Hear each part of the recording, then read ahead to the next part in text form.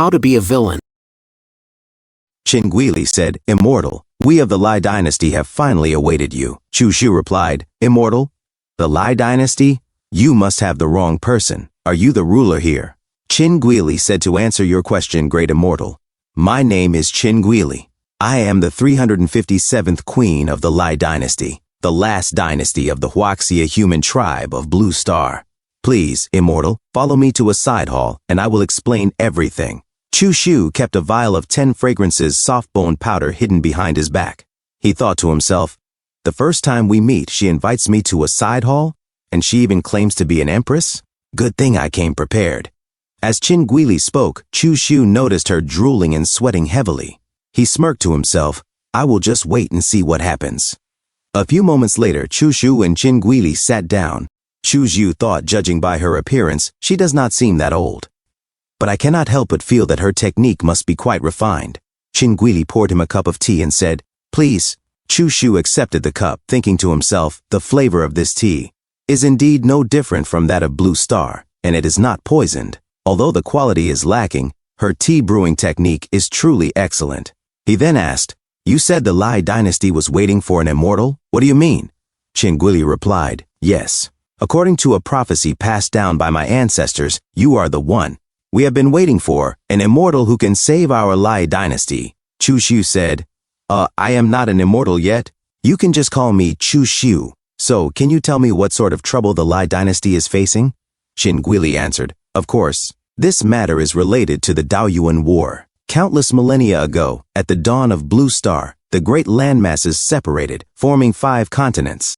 They are known as, in the eastern continent of Huaxia, home to the human tribe; a northern Tianxing continent, home to the witch tribe; a central continent, home to the star god tribe; the western Xingyuan continent, home to the beastman tribe; and the southern Qinghui continent, home to the ghost tribe. The intelligent life of these 5 continents all received a divine oracle at the same time. A supreme treasure known as the Daoyuan exists on Blue Star, and in the future someone will come to claim it. Each continent had to develop its strength and select 5 immortals to face the challenge. Of the 5 races, the one that ultimately emerges victorious will receive the favor of the Daoyuan. At the same time, the victor's race will be blessed by this world and become the strongest of all." Chu Shu asked, "How is victory determined? Does wiping out the other races count as a win?" Chinguili shook her head. "It is not like that. If annihilating a race meant victory, I fear our human tribe would have been exterminated long before you arrived." Chu Shu asked again, "Then how is the winner decided?" Chinguili said, "Lord Chu Shu, when you came here, did you happen to bring a stone slate with you?" Chu Shu replied, "A slate? You mean this?" Chinguili's eyes lit up.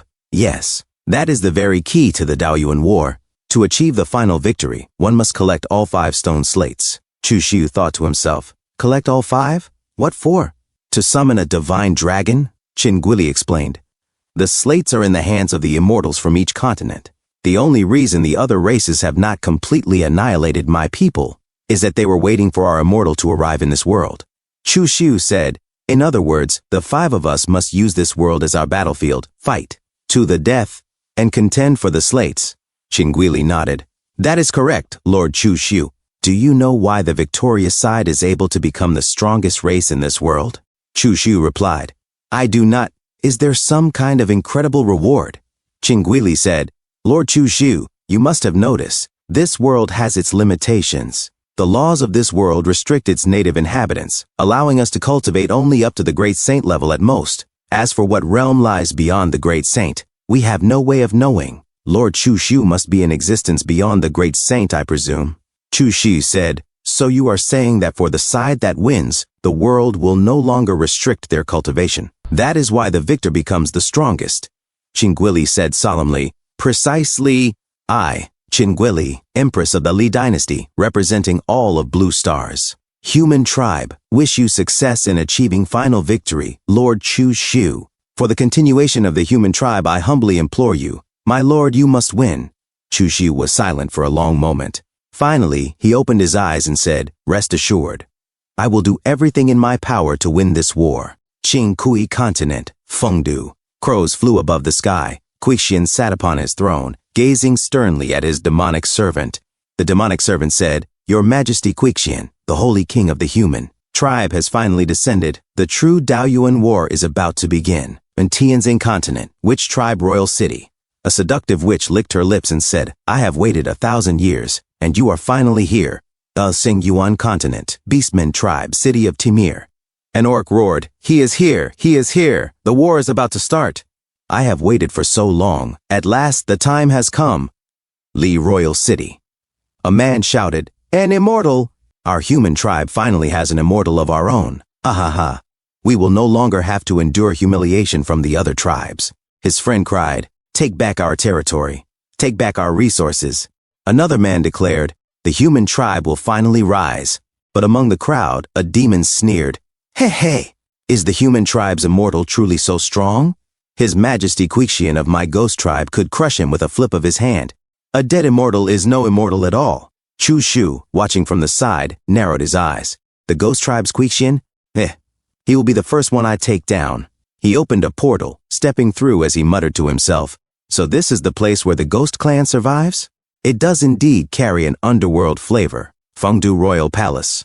A beautiful blonde demoness bowed before Quixian, her eyes glimmering. Your Majesty Quixian, the human tribe's immortal has descended. The war is about to begin. How should we deal with the human tribe's counterattack? Quixian leaned lazily against his throne and chuckled. Human race? What is the human race? I have already sent word to the witch. I am merely waiting for her reply. Once it comes, we will set out together to the human lands and kill that so-called immortal. This day, I have waited far too long for it. Suddenly, a voice echoed coldly through the hall, a mere third-level Saint King. No wonder. He has to join forces with the witch to dare make a move against this exalted one. As expected, only the weak cluster together. Quixian's expression darkened. Who is it? He thought to himself, such a terrifying concealment technique. At this close a distance. And I could not even sense the newcomer's aura. The voice responded, Who am I? I am the human tribe's immortal. The very one you plan to join forces with the witch to kill. Quixian narrowed his eyes, his tone mocking. Strong one of the human race, since you have come, why hide your head and show your tail? Chu Shu sneered inwardly. Wait until I activate a trapping and killing grand array, and I will naturally reveal myself. By then, even if this stupid brute reacts, it will be far too late. Then aloud he said, So, you are Quixian? You actually call yourself an immortal? Could it be that after being worshipped as one by the natives of this world for so long, you have truly begun to believe it? Truly senseless, arrogant, and conceited. Quixian raised a hand. Fellow Taoist has misunderstood. My name has always been Quixian. There is no arrogance intended, but in his heart, Quixian sneered. Before I could even go looking for him, he delivered himself to my door. I will wait until the Great Hall's array is activated. Then I shall join forces with the witch to completely finish him off. Chu Shu smiled faintly. So it was like that. Then I truly did misunderstand. Quixian pressed further. Why does fellow Taoist not show himself for a meeting? Chu Shu laughed coldly. A moment ago you were plotting how to join forces to kill me and now you wish me to reveal myself? Do you think me a fool, so easily deceived? Quixian quickly backpedaled, raising his hands in mock sincerity. No, fellow Taoist has misunderstood.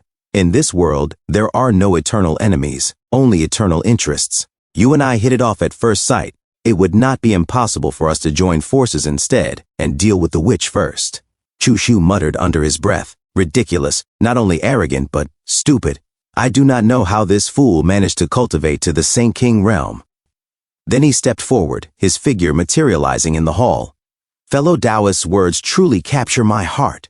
Quixian immediately stood and gave a shallow bow. Quixian greets fellow Taoist. May I know your esteemed name? Chu Shu smiled brightly. Since childhood, my personality has always been sunny and cheerful. So, everyone calls me Sunshine Boy. The demon attendants giggled seductively. Sunshine Boy, one said with a smirk. Another added, This name is quite interesting. Quixian's smile froze. His eyes narrowed coldly as he declared, Fellow Taoist Sunshine, you are far too arrogant and far too foolish. Did you truly believe my speaking with you for so long was to discuss cooperation? Chu Shu sneered. Fellow Taoist, you deceived me. Could it be that there is a trap here? Quixian laughed harshly. Haha, you are truly too naive. This is my old den. How could I possibly not have arranged measures? Chushu pretended to panic, turning away as he said, since it is so, this little brother will take his leave first. Quixian thrust out his hand, shouting, Grand Array, rise! Nothing happened. Chushu almost burst into laughter, but forced himself to remain composed. Quixian's face stiffened. He shouted again, louder, Grand Array, rise! Still, nothing happened. Silence fell across the grand hall. The sexy demon attendants exchanged anxious glances, their skin glistening with nervous sweat. Chushu turned back slowly, smiling faintly. With a casual swipe of his hand, demonic energy surged forth. In an instant, Quixian's body was crushed under the weight of that power. He staggered and fell, pain flooding every inch of his body. The demon servants screamed, rushing forward, their chests heaving violently as they cried, Lord Quixian! But Chushu suddenly seized one of the demon women by the wrist, pulling her close with a wicked smile. Little beauty, in a battle between men, you should not interfere. Be careful not to get accidentally injured. Then he stepped down hard, pinning Quixian beneath his foot. Fellow Taoist, we hit it off at first sight. Are you satisfied with this great gift I have prepared for you? Chushu's smile turned cold. You all have been invincible in this world for too long. You have even forgotten how to fight against a strong enemy of the same rank. Still, your proposal was not bad. It would not be wise to kill you now. Instead, I have decided to turn you into one of my own. This way, not only can I hide it from the other three, but I also gain a free fighter, killing 3 birds with 1 stone. Quixian's eyes widened with fear, sweat dripping down his face. What are you going to do? Before he could finish, dark energy wrapped around his body. With a wave of Chushu's hand, a cocoon of demonic silk swallowed him whole. And a few hours later, the cocoon cracked open. Quixian stepped out, his aura subdued, his eyes filled with submission. He knelt on the ground and bowed deeply. Master! The demon attendants gasped in shock. One whispered, trembling, what happened? Why is Lord Quixian so respectful to this human? Her friend clutched her chest, her voice quivering. He actually called him master? Chushu folded his arms, smiling faintly. Quixian, are you able to lure the witch into coming to Fengdu? Quixian lowered his head respectfully. Master, the witch is cautious. Ever since forming an alliance with me 50 years ago, she has never again set foot in Fengdu. Naturally, this subordinate would also not dare to enter her sky castle. All dealings between us have always remained secret. Chushu closed his eyes, thinking silently for a moment. Then he smirked. You will do this. Thank you so much for watching. That's all for now. If you enjoyed this video, please give it a thumbs up and consider subscribing to help me grow my channel. Your support means the world to me. Don't forget to leave a comment below. I love hearing from you. Let's keep the conversation going and get those analytics buzzing. Until next time, take care.